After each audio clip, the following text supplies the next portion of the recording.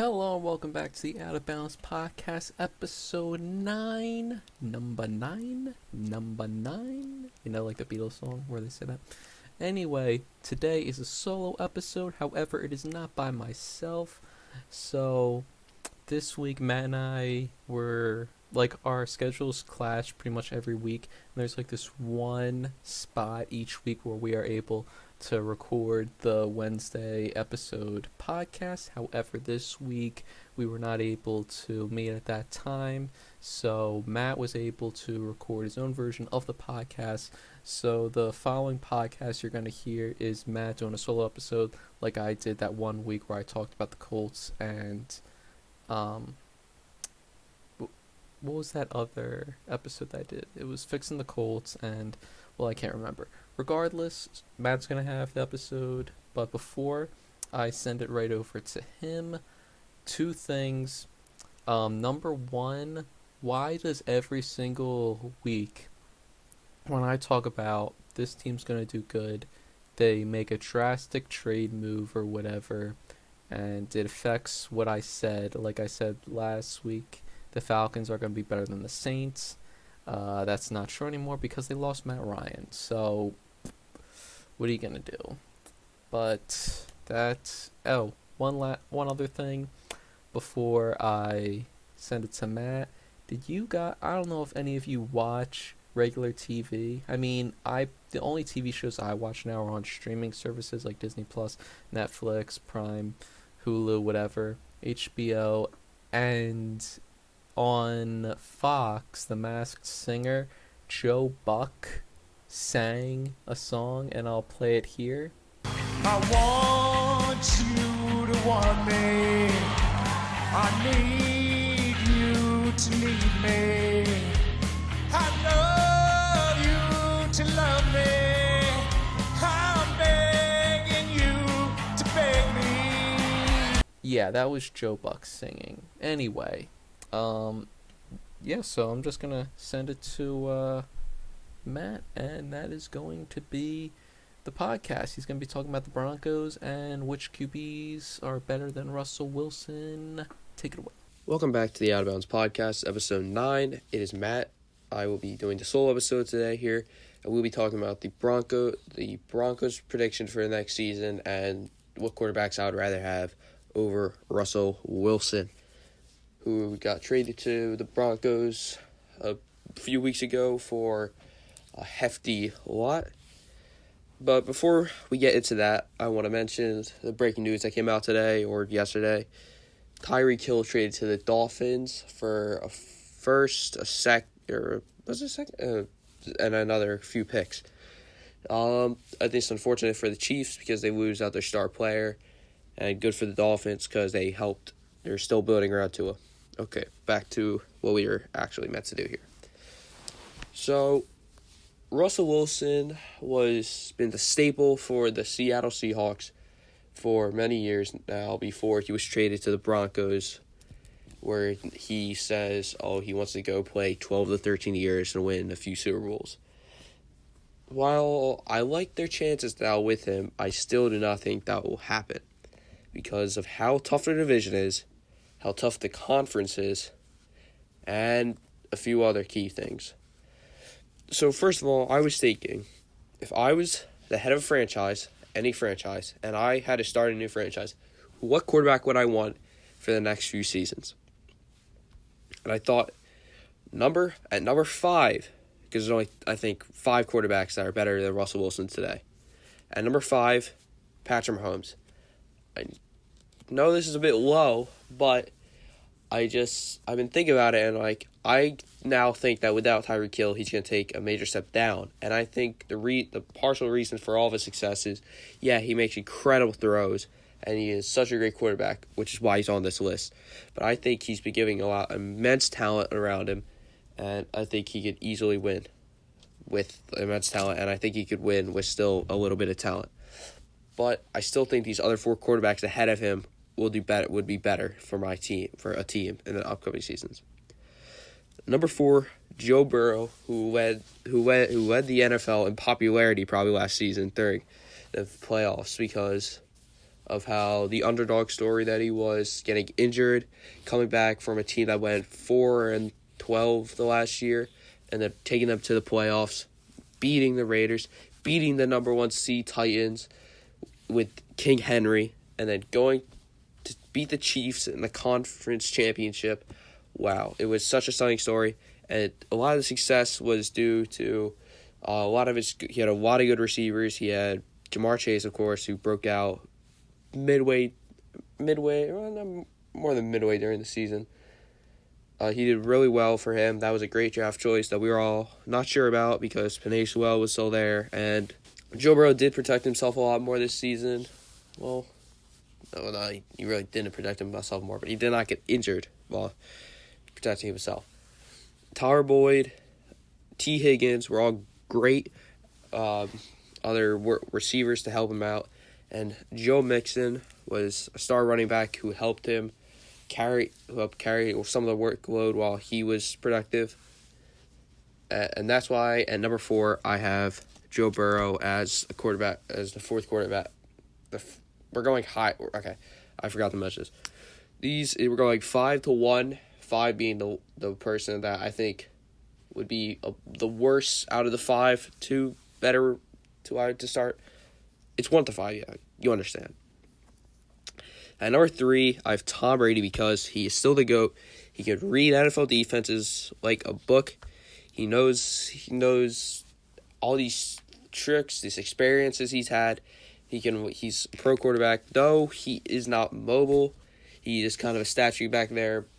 Actually, not last year. He broke a few ankles unexpectedly, and I feel so bad for those people. They got embarrassed by the 45-year-old quarterback who retired, wink wink, and then came back because unfinished business after winning more Super Bowls than anyone else in NFL history. Pretty much the GOAT of NFL.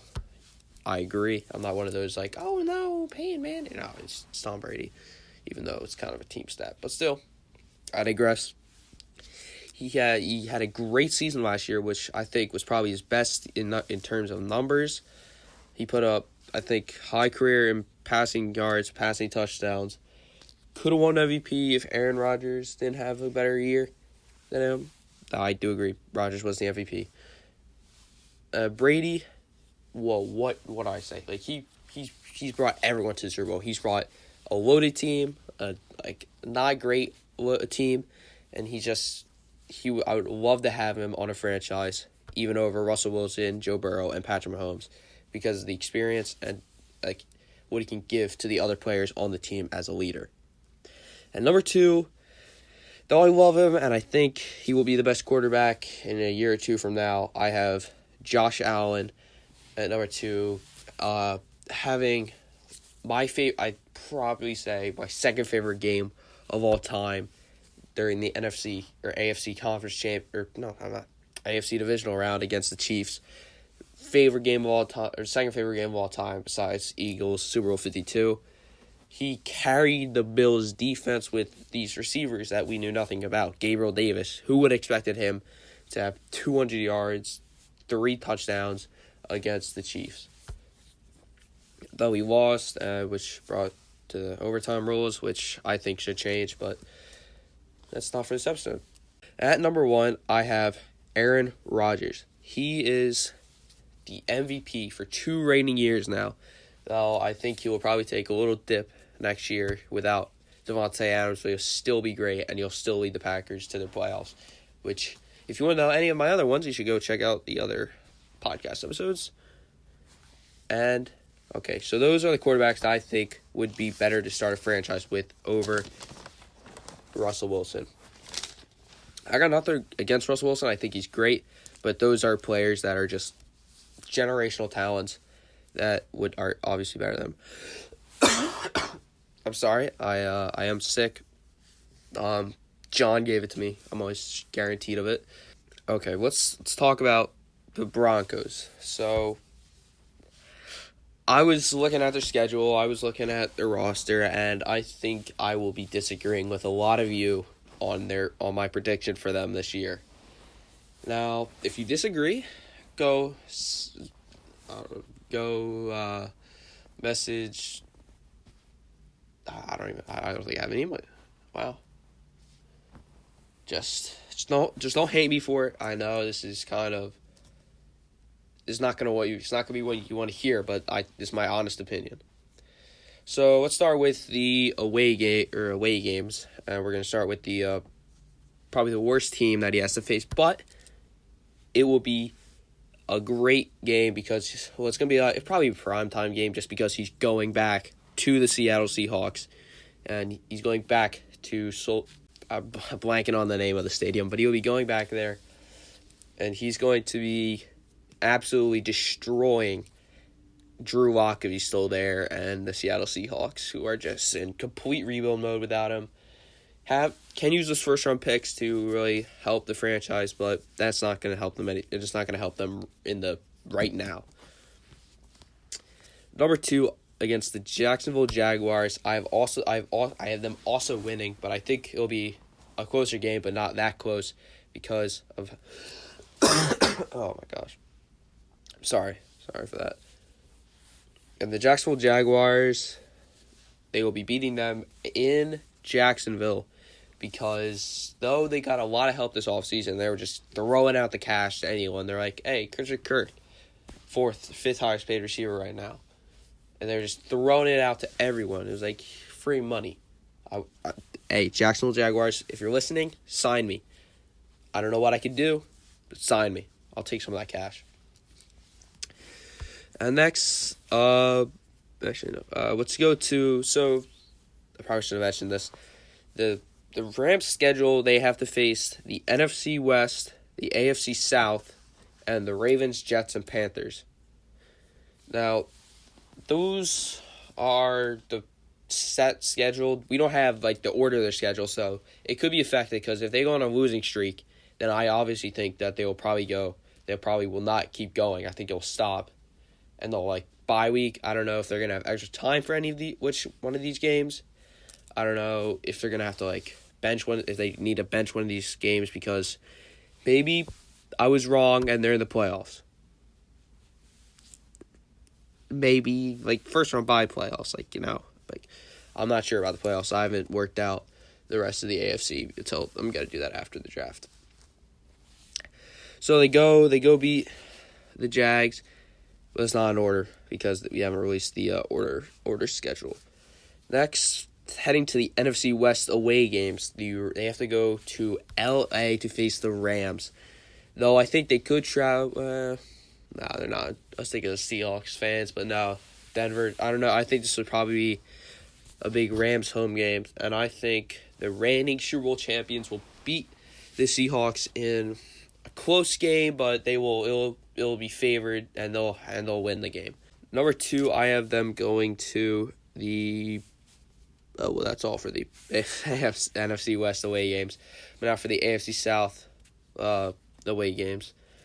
Going to the Tennessee Titans and losing against Ryan Tannehill. Well, not really Ryan Tannehill, but he's there and he's the quarterback.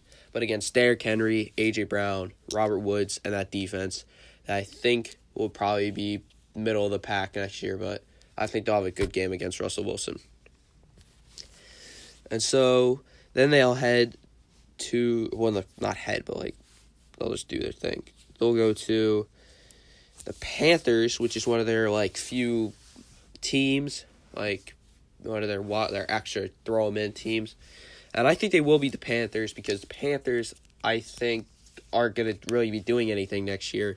They're going to be stuck. They don't really have a quarterback. Chris McCaffrey's been injured. He hasn't been able to get back to himself. I'm sorry again. I think they'll beat the Panthers pretty easily. And now you're thinking, well, you just had them winning 5 out of 2 games. Well, yeah. But then they also have to face the Ravens, who I think will have a better year this year. And I think they'll lose in Baltimore, to Lamar Jackson, Mark Andrews, and that defense. And then they have to face their division, the AFC West, at their teams. which I think at the Chiefs, I think they'll take the loss, but I think it'll be a good game, a close game, probably a primetime game because, it's Russell Wilson versus the Chiefs. Patrick Mahomes. Obviously, I think that probably deserves to be a primetime game because of how good I think this game will be, but I still think the Chiefs will pull out the win and not easily, of course, but they will beat them. Then I have them going to Los Angeles to face the Chargers, who probably the best team this offseason to in progress of getting bettering themselves. They changed that defense. They got J.C. Jackson, Khalil Mack. Who was the other guy? They got all those people. They re-signed Mike Williams. They are going to be Super Bowl contenders. They might win the AFC West. I'm not sure. Could be tight between them and the Chiefs. Yes. Then they go to Las Vegas, which I think they'll be taking the loss mainly in part of Derrick Henry. David Carr. Derek Carr. I'm not good with names. I'm sorry. Derek Carr and Devontae Adams, the duo, and Hunter Renfrow. If he gets he'll be open because they'll have to put their Patrick Surtain on Devontae Adams, but that still probably won't be enough. They'll have to double cover Devontae Adams. And I think, unfortunately, they'll be taking the loss there. And, it's not looking good at that point because, I have them going 3-5 3-6 on the road. 3-6. That is not good as an away win, but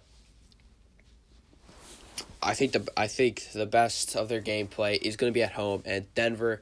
It's going to be the Mile High City, which is very tough for a lot of teams to adjust to and play in. But start against the AFC South that they will be facing. So they will be facing the Houston Texans, which they'll easily breeze through. It won't even be close. No Davis Mills story this year. I'm sorry. I think he'll be average.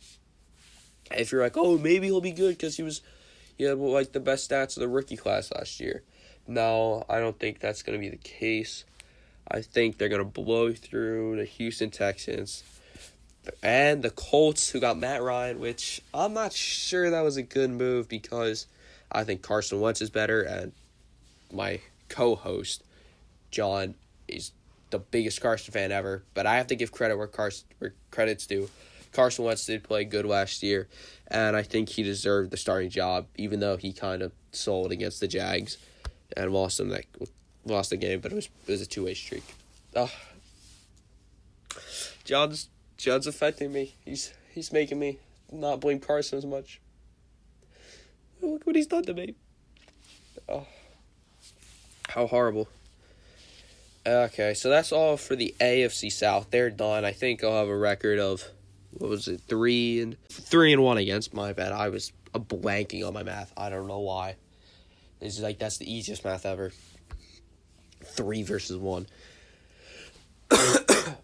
Okay, and then against the rest of the teams they have to face in the NFC West, they have to go up against the Arizona Cardinals, who I think are going to take a step back this year, and I think they're going to easily win that game. Well, not easily, but it'll be a 2-score game, and they'll win it to help their record, which they will probably, I don't know when they'll need. This could be the first or second game of the season, which will help them be better in the standings. I have them face the San Francisco 49ers and losing. I don't know how, I don't know why, but I think the San Francisco Chargers are going to get the better of them on defense, and they're going to kind of mess them up, mess Russell Wilson up, jam some of the receivers, put pressure on him, and they're going to lose that game. And the 49ers offense, I don't think is going to have to do a lot of work. I think they're just going to have to put up at least 17 to 20 points to win that game. And then their lone game against the Jets. Yeah, they're winning against the Jets. It's the Jets. I don't care what they do during the offseason at this point. It's not going to matter. It's the Jets at the Broncos. They're going to win easily. No question, no hesitation about it. And now against the rest of the AFC West. Now, I have them beating the Chiefs because I think the Chiefs aren't going to be able to compete at home. Russell Wilson's going to need this win. He's going to need to show that he is still in it, and he's going to beat the Chiefs, who are going to have to take a step back kind of and reevaluate because they lost Tyreek Hill as they replace him with Juju, who's not even nearly as good. I think Tyreek Hill is still a better, just catching wide receiver, even though that's not what he's known for, over Juju Smith-Schuster. Oh, I'm so sorry. I apologize. Okay. So, and then I think they'll go against the Chargers, and I think they'll lose. I think the Chargers are going to be almost impossible to stop this upcoming season, except for maybe penalties if they're dumb, if they don't understand, if they don't just don't shoot themselves in the foot, and I think they'll easily win their division against these amazing teams. Though I don't know how this super division was formed while the NFC East is just yay, we're gonna yay. It's they're little children. I'm sorry again. Okay. And then the Las Vegas Raiders. I think they will get the best of the Las Vegas Raiders and beat them, and which I think they've traded off a few times over the past few years. They'll beat the Raiders, even though Devontae Adams, I think they'll kind of limit not limit, but they'll be able to get past Devontae Adams, absolutely destroying their secondary and win. And so you might be asking, well, that was a lot of losses you put at the away, make them go 3-6. But that was a lot of wins that I gave them in the home because of how I think it'll turn out. My official record for the Broncos prior to the NFL draft, by the way, and any other news that could possibly come out, I have them going 9-8.